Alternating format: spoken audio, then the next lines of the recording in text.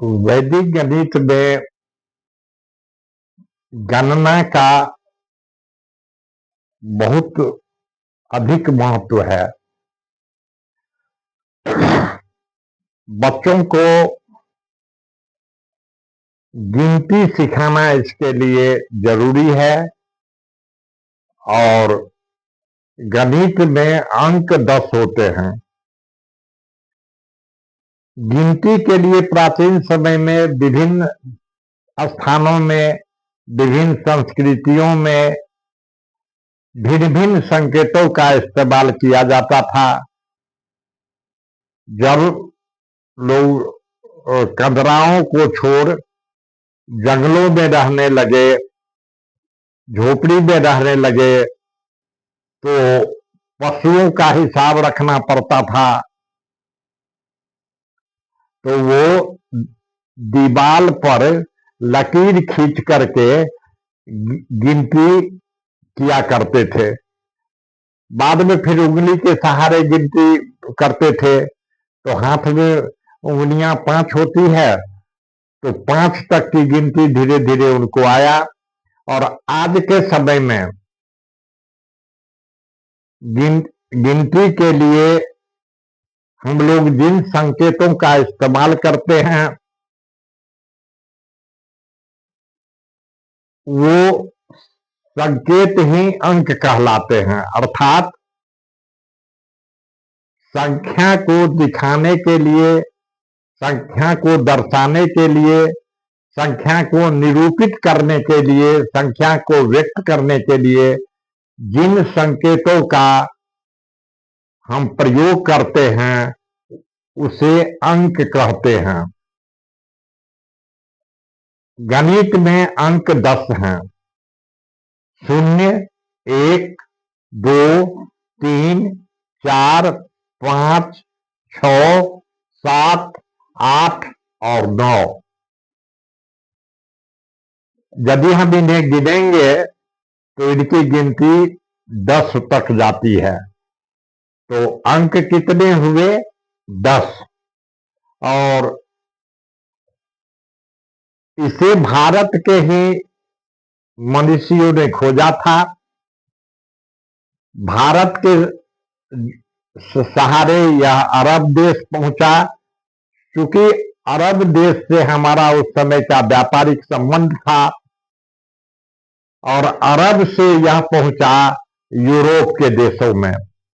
तो हमारी प्राचीन सभ्यता यूरोप से काफी उन्नत थी और अभी भी अरब के लोग अंकों को हिंदसा बोलते हैं। हिंदसा का अर्थ होता है हिंदुस्तान से आया हुआ। तो यह जो हमारी दार्शनिक अंक पद्धति है यह हिंदुस्तान की ही देन है, भारत की ही देन है। इन्हीं 10 अंकों के सहारे हम बड़ी से बड़ी संख्याओं को लिखते हैं।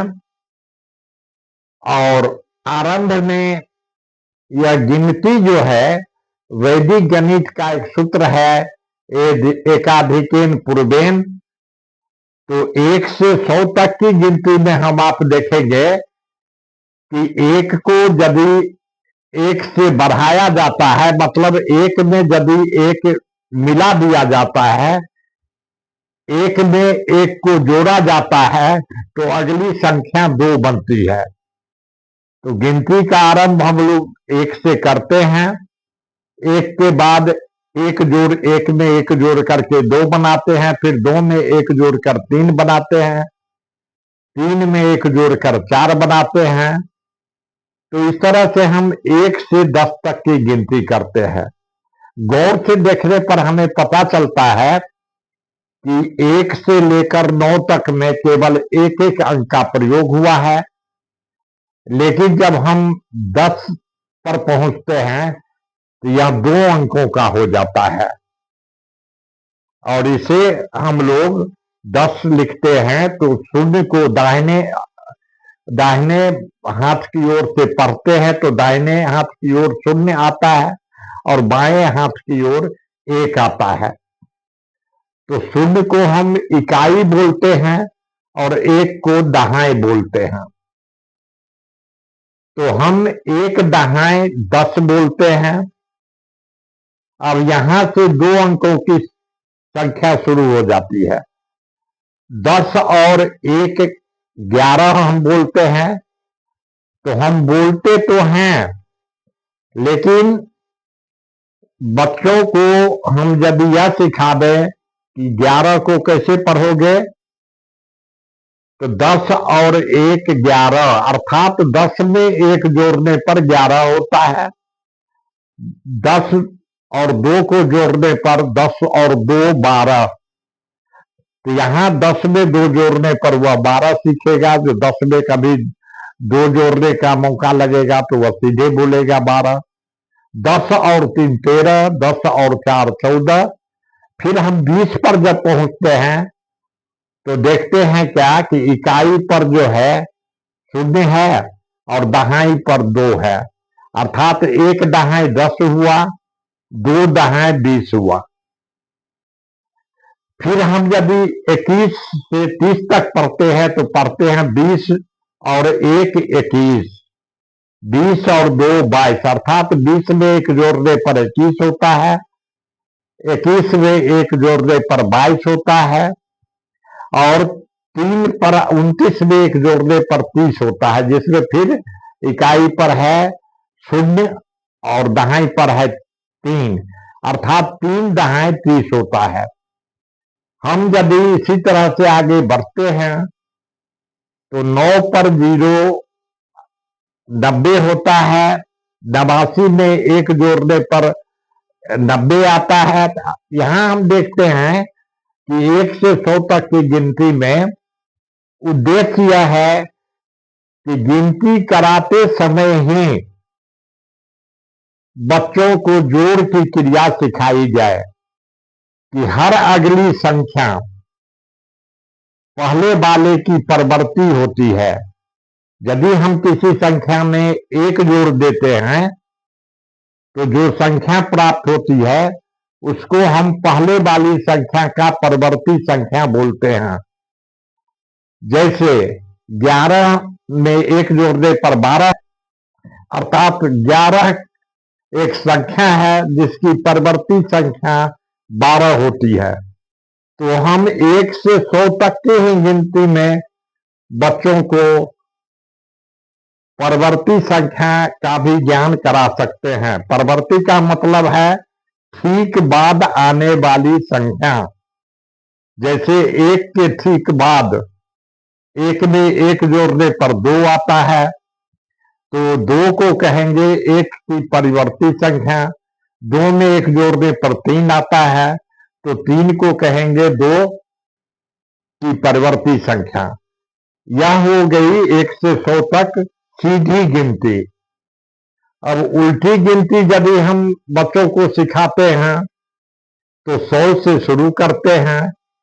और वैदिक गणित का एक सूत्र है, एक न्यून पूर्वेन, अर्थात पहले से एक कम, अर्थात घटाना।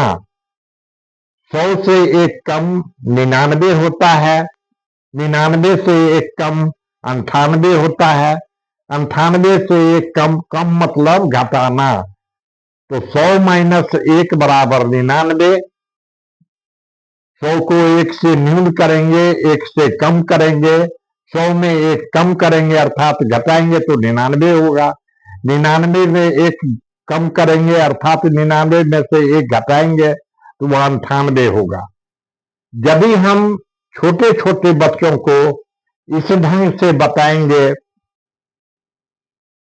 तो उन्हें आगे की कक्षाओं में गणित सीखने में मदद मिलेगी। उल्टी गिनती और सीधी गिनती और अंक में यह गिनती रहेगी, और शब्द में हम उसको 1 को कैसे लिखेंगे, 2 को कैसे लिखेंगे, यह हम यहाँ आपको मोबाइल में ये वीडियो पर डाल देंगे। छोटे छोटे बच्चे भी अपनी कॉपी पर उतार सकते हैं। अब यहाँ के बाद हम देखते हैं क्या कि एक होती है पूर्ववर्ती संख्या, ठीक पहले वाली संख्या। 100 में यदि हम एक कम कर देंगे तो 99 प्राप्त होगा। 99 को हम बोलेंगे 100 की पूर्ववर्ती संख्या, अर्थात 100 से ठीक पहले आने वाली संख्या। 98 को हम बोलेंगे 99 में यदि एक कम कर देंगे तो 98 आएगा। तो 98 को हम बोलेंगे 99 की पूर्ववर्ती संख्या। तो ठीक पहले किसी संख्या के ठीक पहले वाली संख्या को हम कहते हैं पूर्ववर्ती संख्या, और ठीक बाद वाली संख्या को कहते हैं हम परवर्ती संख्या। अर्थात किसी संख्या में एक जोड़ देने पर उसके ठीक बाद वाली संख्या प्राप्त होती है, जिसे परवर्ती संख्या कहते हैं। किसी संख्या में एक कम कर देने पर उसके ठीक पहले वाली संख्या प्राप्त होती है, जिसे पूर्ववर्ती संख्या हम लोग बोलते हैं। अब इसी वैदिक गणित में एक होता है परम मित्र संख्या। परम मित्र संख्या, हम जैसे हम लोगों के कुछ मित्र होते हैं जिनके साथ हम खुलकर बात करते हैं, लेकिन उन मित्रों में से भी एक दो ऐसे होते हैं जिनसे हम काफी खुलकर बात करते हैं। संख्याओं के संसार में, अंकों के संसार में, गणित के अंकों के खेल में हर अंक का एक अपना मित्र होता है। उसे हम मित्र अंक कहते हैं, परम मित्र अंक कहते हैं, या परस्पर मित्र अंक कहते हैं। तो हम परम मित्र अंक किसे बोलेंगे? तो जिन दो संख्याओं को जोड़ने पर योगफल 10 हो, तो आप 1 से शुरू कीजिए। 1 में कितना जोड़ेंगे? जो 10 हो जाएगा, तो 9 जोड़ेंगे, तो 1 का परम मित्र 9 हुआ और 9 का परम मित्र 1 हुआ। 2 में 8 जोड़ने पर 10 होता है, तो 2 का परम मित्र 8 हुआ, 8 का परम मित्र 2 हुआ। 3 में 7 जोड़ने पर 10 प्राप्त होता है, तो 3 का परम मित्र 7 हुआ और 7 का परम मित्र 3 हुआ। 4 में 6 जोड़ने पर 10 होता है, तो 4 का परम मित्र 6 और 6 का परम मित्र 4। ठीक इसी तरह से 5 का परम मित्र 5, क्योंकि 5 में 5 जोड़ने पर 10 होता है। इसी तरह से हम देखेंगे कि 10 का परम मित्र, 10 में कितना जोड़ेंगे? जो जोगफल 10 ही हो, तो 10 में 0 जोड़ते हैं तो 10 ही होता है। तो 10 का परम मित्र 0 और 0 का परम मित्र 10। इसकी भी सूची हम आपको वीडियो में डाल देंगे। बच्चों को परम मित्र भी याद कराना सिखाइए, और इस परम मित्र का जो काम होता है गणित में, जो आगे हम बताएंगे, वह विस्मयकारी आश्चर्यजनक काम होता है। गुणा की क्रिया में, घटाव की क्रिया में परम मित्र अंक घटाव को जोड़ में बदल देता है। विद्यार्थी को घटाव नहीं करना है, उसे जोड़ना ही है केवल, जो हम घटाव पढ़ाते वक्त बताएंगे। और यह कोई कठिन काम नहीं है। तो हम आशा करते हैं कि जो अभिभावक देखते हैं वो अपने बच्चों को सीधी गिनती, उल्टी गिनती और परम मित्र को ठीक ढंग से समझाएंगे, तो वही बच्चे आगे चलकर मेधावी होंगे, उनकी बुद्धि प्रखर होगी, मेधा शक्ति बढ़ेगी। और यही तो वैदिक गणित का महत्व है, उपयोगिता है। और इसलिए हम इसको वीडियो के माध्यम से आप लोगों तक पहुंचाना चाहते हैं। निवेदन यही है कि अभी हमारे पास सीमित साधन है, इसमें कुछ त्रुटियां होती होगी आवाज में, जब हम व्हाइट बोर्ड पर लिखते हैं तो पढ़ने में थोड़ी असुविधा होती होगी। तो आप सभी लोगों से आग्रह है कि आप हमारे इस चैनल को सब्सक्राइब करें, लाइक करें और कमेंट के रूप में आप बेबाक ढंग से बिना हिचकिचाए हुए अपनी राय हमें भेजें, ताकि हम जहां तक हो सकेगा सरल ढंग से हम बच्चों के बीच, आपके बीच इस वैदिक गणित को रख सकें।